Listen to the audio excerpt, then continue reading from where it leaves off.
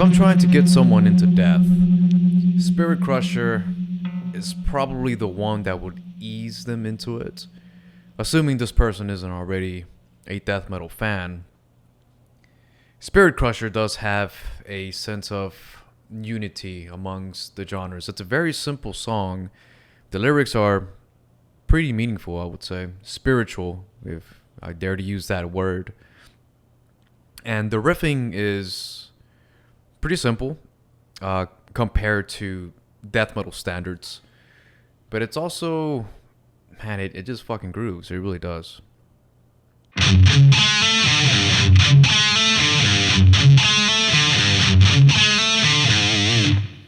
First guitar riff. I call this the double power chord, or the shape anyway. Power chord number 1, power chord number 2.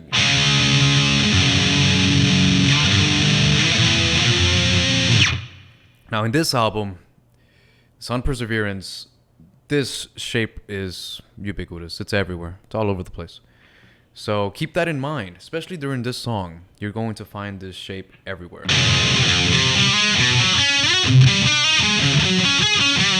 So we'll get into that. If you want the full video tablature for this, go to the official Sound of Death YouTube channel. It's there. And for the full breakdown, if you want like a complete breakdown of this song, you'll find it there as well. So that was the first riff, and it harmonizes like a power chord shape as well. Hope I'm explaining that correctly. So if this is the riff, the harmony is, so whatever the power chord shape is, start on that highest note and then repeat the same exact pattern. So here we go.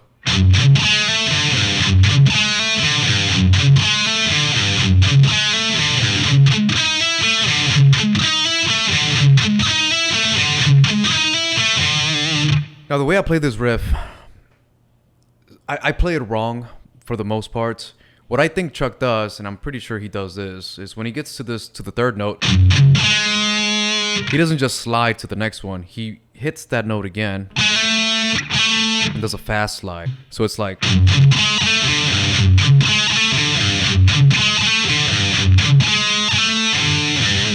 same thing with the harmony. Sometimes I'll play the riff like, I mean, really, who cares? You know, play it the way you want to play it. I think Chuck played it like that. But I could be wrong. Next riff.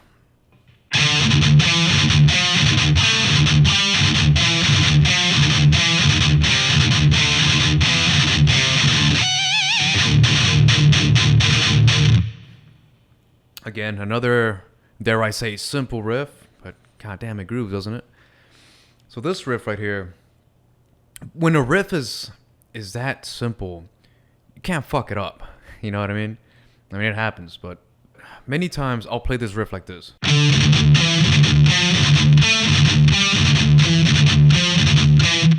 So it's a little muddy. So I try to clean it up. I'll try to go for more of a...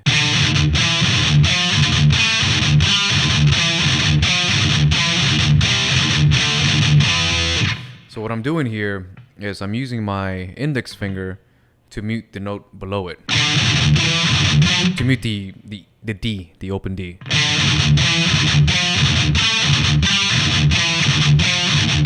As opposed to doing it like this.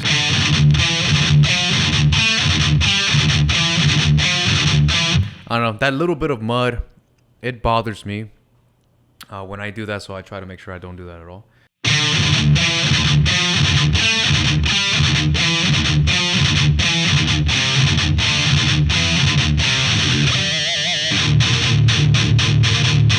The hardest part about this riff, for me, is hitting that harmonic. Sometimes you get it right, sometimes it's weird. I don't know. I've been playing guitar for a long time, and I still just mess that up every once in a while. Alright, so the second part of the second riff.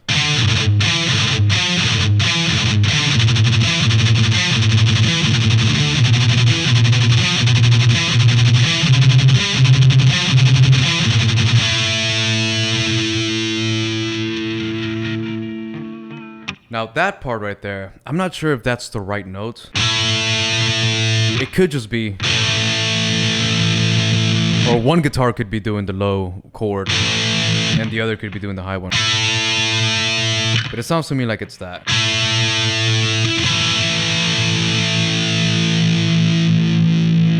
And riff number 3.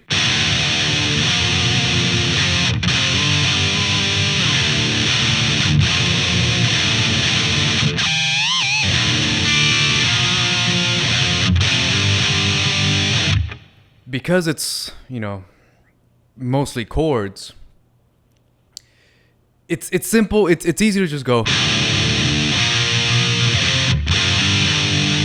But to add that extra, just to give it a little more bite.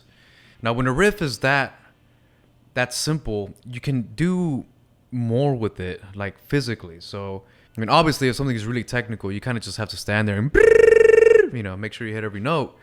But when it's just chords like that, you can.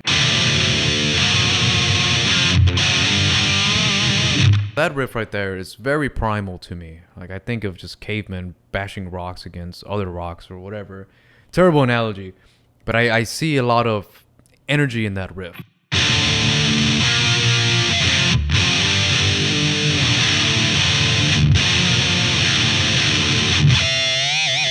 Now that is, again, like that other harmonic. For some reason, sometimes I get it, sometimes I don't.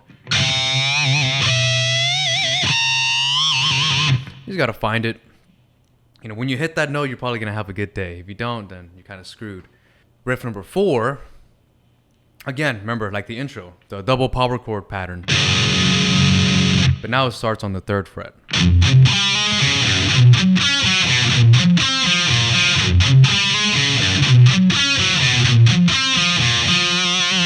And the harmony, same thing.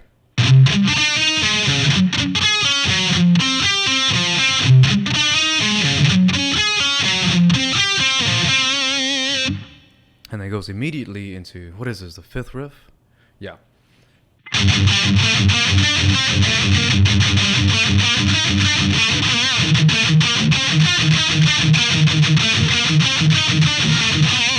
Now it starts picking up, finally. Now it's starting to get a little thrashier.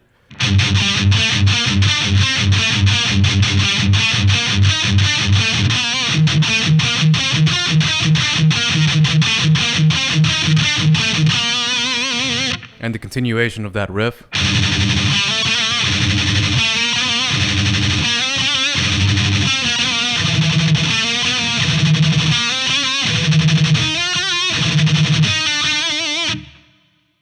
Now the next riff, which is, I guess technically riff 6, but it's more of like the pre-solo build.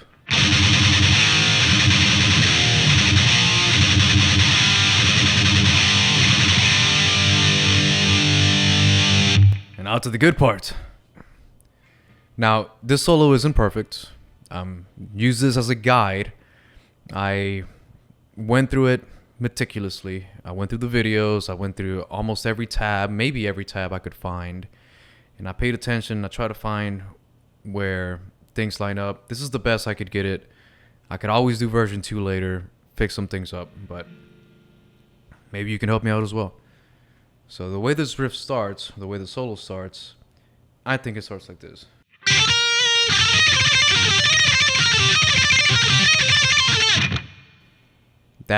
I think I'm in the right place. I'm in the right neighborhood.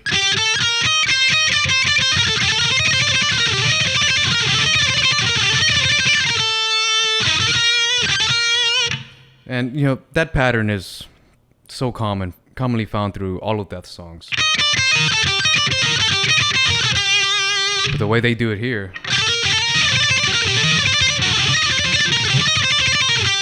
And then it slides to.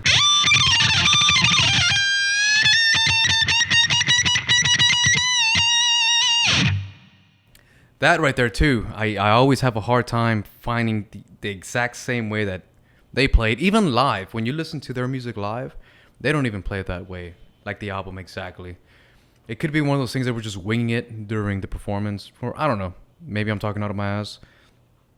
But Death, these solos, they're not, how would you call them? I don't want to use the word perfect. Whoops! I don't want to use the word perfect. Like Necrophagist, those solos are perfect.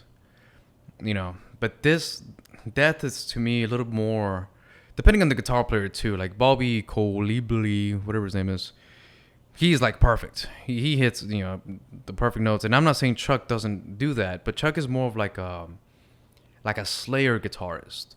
You know what I mean? It's kind of just let the fingers flow and go, and you know, you might make a few mistakes here or there kind of thing, but there is a style to that as well.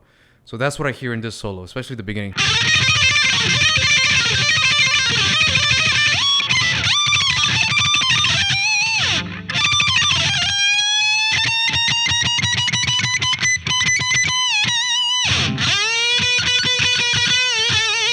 Sometimes, you know, that is another one for me that's like a hit or miss. You either get it right or it sounds like ear piercing. But if you get it right, after that, you'll go into...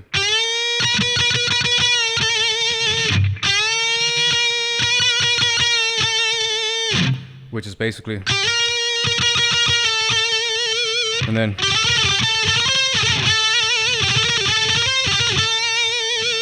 that again to me sounds very random, but it's in the ballpark.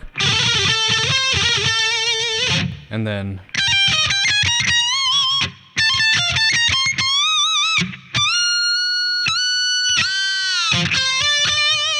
or sometimes I like to go, just add the damn power chord in there. And then after that finishes, that's Chuck's solo. After that, then it goes into the...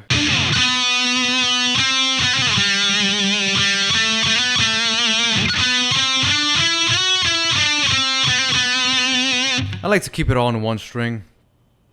Play it the way you want to play it, of course. Now this is the difficult part because I don't know exactly what he's doing. I think I have an idea. I think I'm in the right ballpark, but you know, again, use this as a guide. And if you know what he's doing, then you let me know as well. So something like this.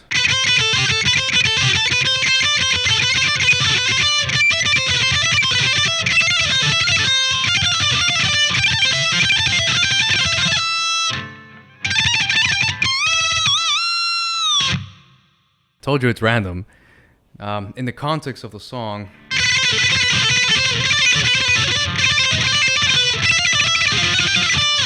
hold on, that wasn't the context of the song, but I'm trying to hear it. I don't want to play the song, not for this particular video anyways. Again, if you want the full breakdown, then then go to the Sound of Death YouTube channel and you'll see it there in more depth.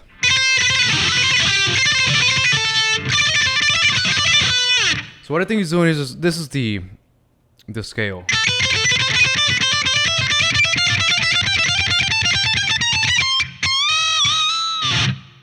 So that's it right there. But the highest note on the string is also the lowest note, or the highest note on the string below it as well. So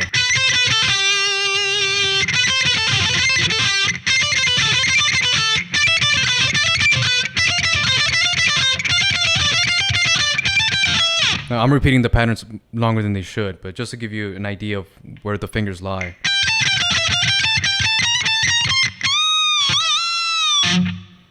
And that's that. That is a solo.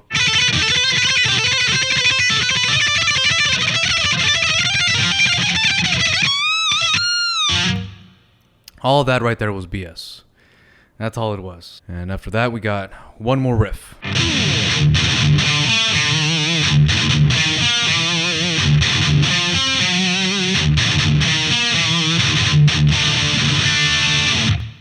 And then that harmonizes.